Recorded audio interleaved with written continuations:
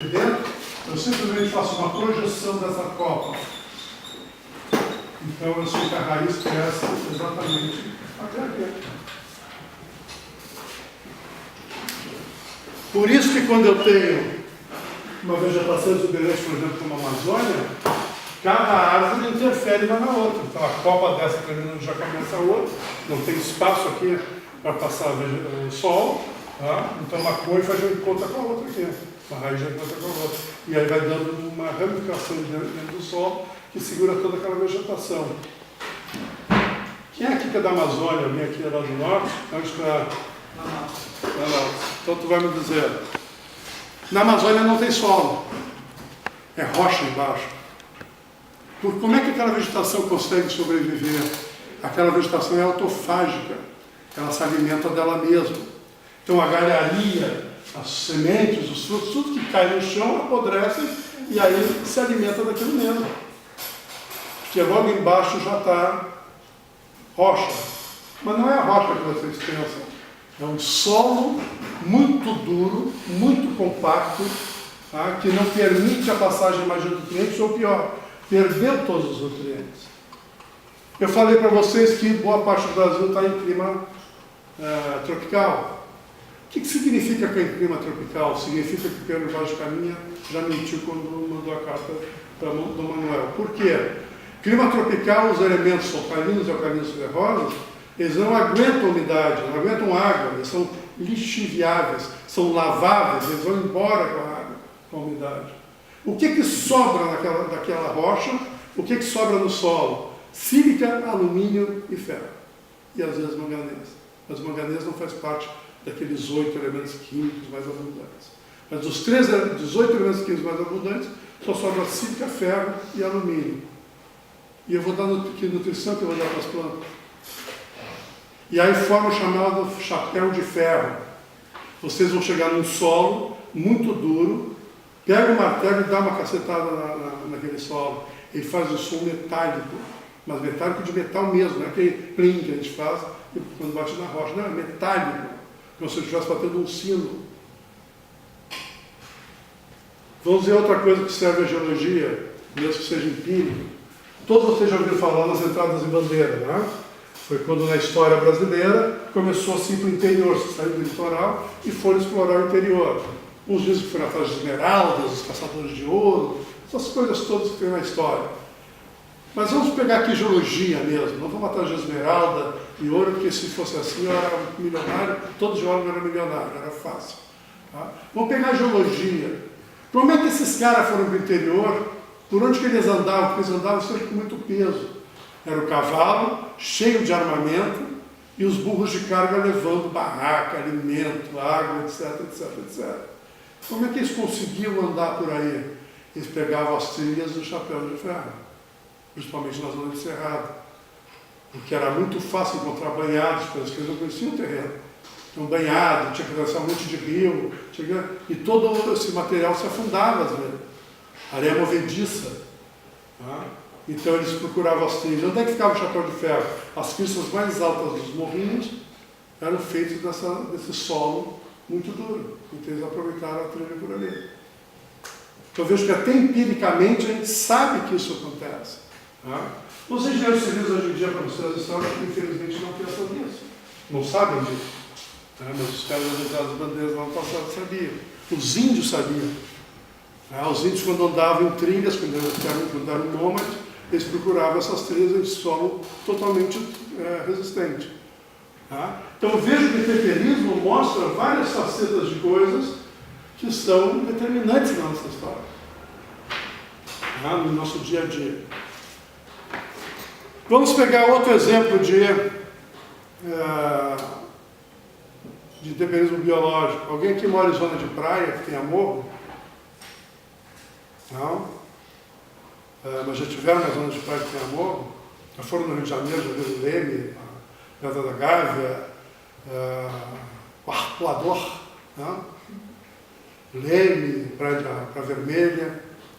Quando vocês pegam aqueles morros que tem lá no Rio de Janeiro, ficam dentro d'água, uma parte dentro d'água, do lado está cheio de ouriço.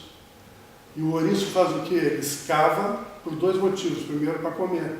Ele come rocha, tira os nutrientes da rocha. E segundo, para conseguir ficar fixo na rocha.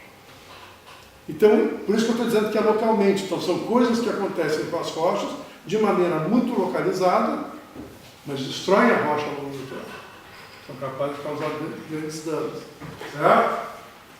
Muito bem. Com isso, eu degradei uma rocha, ou seja, desagreguei, decompus, por interesse físico, químico e ou biológico.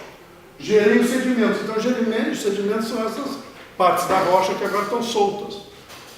Argila, areia, cascalho, tudo isso que a gente conhece, por exemplo, dentro dos rios, nas praias, nos desertos.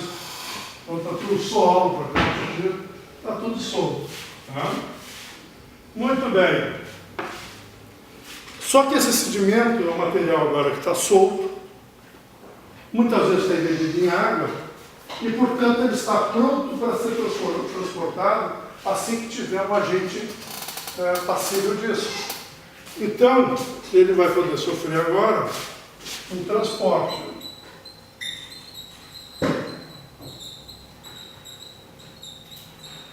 Muitos chamam de erosão, mas tem uma coisa sutil entre erosão e transporte que nós vamos ver quando estudar rocha sedimentar. Não interessa que são materiais que estão soltos. Muito bem. Esse material que está solto, ele vai ser transportado segundo uma velha lei, bem conhecida nossa, que é a lei da gravidade. Ele vai sempre dos zonas mais altas, passando os mais baixos. E eu tenho 3 maneiras de fazer o transporte desses sedimentos. Eles podem ser transportados por água, vento e gelo. No Brasil a gente tem bastante desse tipo de movimento por água e vento, por gelo já teve no passado nos demais. Até pela nossa posição da nossa placa, agora em relação aos polos. Muito bem. A água é muito fácil a gente entender, Não sei aqui quantos de vocês já tomaram banho de rio, mas quando a gente entra num rio e vai acompanhando o transcurso dele, é facilmente perceptível que ele tem um rio que tem 3 fases. Ele tem uma fase que é de nascente, ou montante. Depois tem uma outra fase intermediária. E tem a fase de jusante.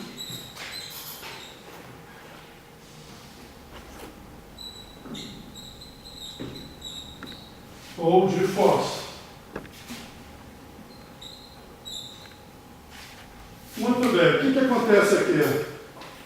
Na fase de nascente, é onde eu estou em zonas mais elevadas, portanto eu tenho uma maior energia de transporte. O que vai acontecer aqui? Eu vou conseguir transportar blocos maiores que vão ficar depositados até encontrar essa zona intermediária, onde eu perco um pouco de inclinação. E aí eu vou depositar material de tamanho intermediário. Até chegar na zona de foz, ou jusante, onde eu fico praticamente horizontal. Uma inclinação de 0 a 10 graus de inclinação no máximo. E aí eu vou depositar material até ser jogado lá para dentro dos oceanos, na foz. Por que eu fiz material mais grosseiro, médio e material fino? Porque é exatamente isso que eu consigo transportar. Então, enquanto eu tenho energia e tenho declividade, o material mais grosseiro vai ser depositado. Claro que aqui no meio dele vai ter material intermediário e fino também. Mas a grande massa é material grosseiro, é onde tem os cascalhos, onde eu vou depositar material tamanho cascalho. Aí, queda de energia, eu começo a depositar material de areia muito grossa, areia muito fina. Que é aquela zona normal que a gente conhece do cinza, onde tem aquele banco de areia. Quando chega na zona de jusante, onde eu não tenho mais inclinação, eu só consigo transportar, porque o rio perde toda a energia, material de tamanho areia e argila. Desculpa, silt e argila. É o máximo que eu consigo transportar. Então, quando eu estudo uma determinada região, isso nós vamos ver na nossa saída de campo, muitas vezes eu tenho quilômetros e quilômetros de extensão, onde eu venho mapeando e estou passando por uma zona de tem rochas com granulação grosseira. Daqui a pouco muda, começa a ficar material mais fino, passando para tamanho areia, aí eu passo por rocha para base de arenitos. Continuo andando no campo, vou chegar numa zona de argilas e siltos. Mas ela não vai me mostrar uma linha reta, onde vai mudando a granulação, não, isso é espalhado. Por quê? Porque o rio, ele nunca corre sempre na mesma linha. Ele muda de percurso ao longo do tempo geológico. Ele vai sempre procurando zonas de fraqueza para que a água consiga cortar aquele caminho.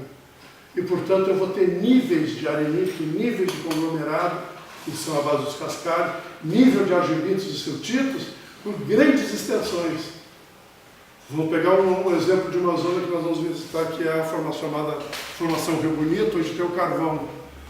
A Formação Rio Bonito é formada principalmente por rochas areníticas, que dentro dela tem camadas de carvão.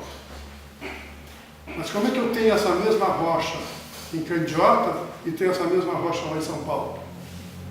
Olha a extensão dessa zona de rio, né? Como correu, como se alastrou. E vai desde o leste de Santa Catarina até o oeste do Paraná.